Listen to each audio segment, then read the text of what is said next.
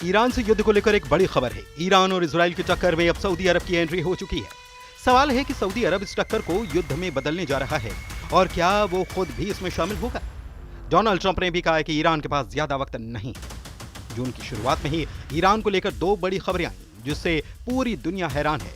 अब या तो ईरान और इजराइल का युद्ध होगा या फिर ईरान का एटम बम तैयार हो जाएगा।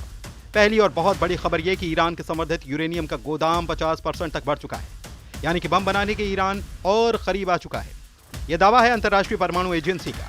दूसरी खबर यह है कि ईरान, अमेरिका, इजराइल इन तीनों की टक्कर में अचानक से एंट्री हो चुकी है सऊदी अरब की।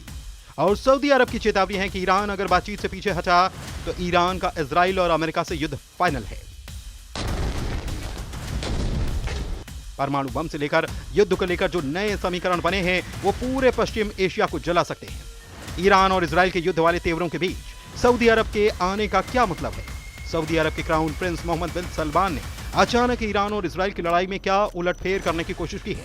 बड़ी खबर क्या है, इसे बहुत गौर से समझिएगा। मोहम्मद बिन सलमान ने अपने रक्षा मंत्री के जरिए ईरान तक ऐसी खबर भेजी।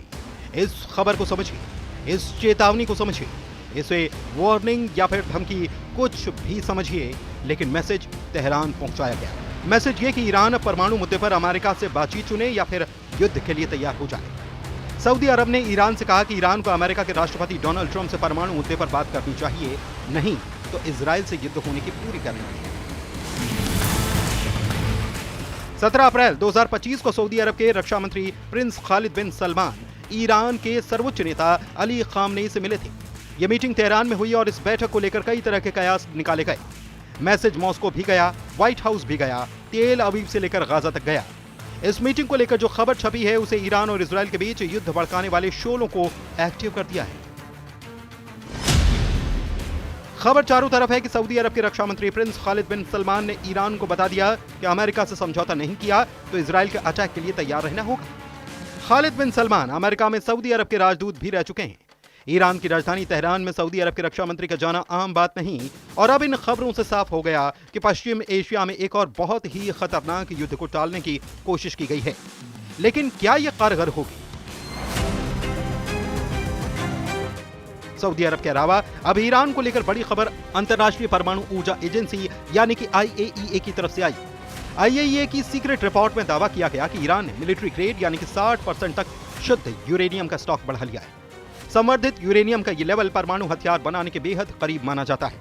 हालांकि ईरान ने खबर को खारिज किया, इसे झूठ का पुलिंदा करार दिया। IAEA की रिपोर्ट के मुताबिक ईरान के पास इस वक्त 400 किलो से ज्यादा संवर्धित यूरेनियम है जो 60% तक संवर्धित किया गया है, जबकि एटम बम बनाने के लिए 90% तक संवर्धन की जरूरत होती है। IAEA की सीक्रेट रिपोर्ट में दावा किया गया कि अगस्त 2024 में ईरान के पास 164 किलो संवर्धित यूरेनियम था। नवंबर 2024 में उसके पास 182 किलो संवर्धित यूरेनियम था। फरवरी 2025 में ईरान ने 274.8 किलो संवर्धित यूरेनियम बना लिया था और अब मई तक ईरान ने 408 किलो संवर्धित यूरेनियम का स्टॉक तैयार कर लिया है। ईरान इस रिपोर्ट को खारिज कर रहा है, लेकिन IAEA की गोपनीय रिपोर्ट ऐसे वक्त में आई जब अमेरिका और ईरान के बीच परमाणु समझौते को लेकर बातचीत चल रही है और डोनाल्ड ट्रंप को उम्मीद है कि 2 हफ्तों में कोई अच्छा नतीजा निकल सकता है। हालांकि ईरान का दावा है कि चाहे जो हो जाए वो यूरेनियम के समर्थन को रोकेगा नहीं, फिर चाहे डील हो या फिर ना हो। वैसे ईरान और इजराइल के बीच तनाव को लेकर ट्रंप ने जो फैसला किया है उसे लेकर ईरान का ट्रंप पर शक गहराता जा रहा है। मई महीने में ही डोनाल्ड ट्रंप खाड़ी देशों का बड़ा दौरा कर चुके, जहां पर वो सऊदी अरब से लेकर कतर और UAE तक गए और उनके इस दौरे से लगा कि ईरान को लेकर जो फैसला अमेरिका ने किया उसमें कुछ बड़ा हो सकता है। देखा जाए तो हर 24 घंटे में ईरान के खिलाफ अमेरिका और इजराइल की टक्कर नए नए मोड़ ले रही है। ईरान और अमेरिका के बीच कई दौर की बातचीत हो चुकी है। 10 दिन पहले तक लग रहा था कि इजराइल ने ईरान पर हमले का फैसला कर लिया, बस खबर आनी बाकी है। लेकिन नेतन्याहू के दफ्तर से आई खबर ने साबित कर दिया कि ईरान को लेकर उनके जज्बात अचानक बदल गए। नेतन्याहू के युद्ध वाले तेवर ठंडे पड़ गए। डोनाल्ड ट्रंप की एक फोन कॉल ने इजराइल के एक्शन प्लान पर ऐसा बम गिराया कि नेतन्याहू भूल गए कि उन्होंने ऑपरेशन तेहरान नाम का कोई सीक्रेट मिशन तैयार किया है। ट्रंप और नेतन्याहू की फोन पर हुई बहस पहले ही इजराइल की मिलिट्री लीडरशिप में कोहराम मचा चुकी है। नेतन्याहू आखिर क्यों ट्रंप से बोले वो ईरान पर हमला नहीं करेंगे? क्या ईरान से डर गया है इजराइल? नेतन्याहू ने कहा कि ईरान पर हमले वाले ऑपरेशन के बाद फेक न्यूज है और इसीलिए सवाल उठ रहा है कि इजराइल किससे घबरा गया। ये ट्रंप का खौफ है या ईरान के तेवर? ट्रंप और नेतन्याहू की फोन पर हुई बहस का पूरी दुनिया को पता चल गया। पिछले 1 महीने में दुनिया ने डिएगो गार्सिया में B-2 बॉम्बर्स देखे हैं और ईरान के आसपास अमेरिका का बैटल ग्रुप भी देखा है। लेकिन अचानक से केमिस्ट्री बदल गई और अभी तक ये हर पल बदलती जा रही है। अमेरिका से इजराइल तक और यूरोप से अरब वर्ल्ड तक मीडिया में छप चुका है कि ट्रंप ने नेतन्याहू को कहा कि ईरान पर हमला नहीं करना, ईरान से दूर रहना, नहीं तो अमेरिका इजराइल का साथ नहीं देगा। सवाल है कि क्या सऊदी अरब वाली खबर और साथ में अंतर्राष्ट्रीय परमाणु एजेंसी वाली खबर डोनाल्ड ट्रंप का मिजाज बदल सकती है? क्या ईरान और इजराइल के बीच युद्ध का खतरा बढ़ने वाला है या फिर सब कुछ पहले की तरह ठंडा हो सकता है? ट्रंप इस वक्त सब कुछ अपनी शर्तों पर कर रहे हैं, चाहे वो टैरिफ हो, यूक्रेन हो, गाजा हो या फिर ईरान और इजराइल के बीच मंडराते युद्ध वाले बादल। ट्रंप ने बहुत साफ साफ मैसेज दे दिया है।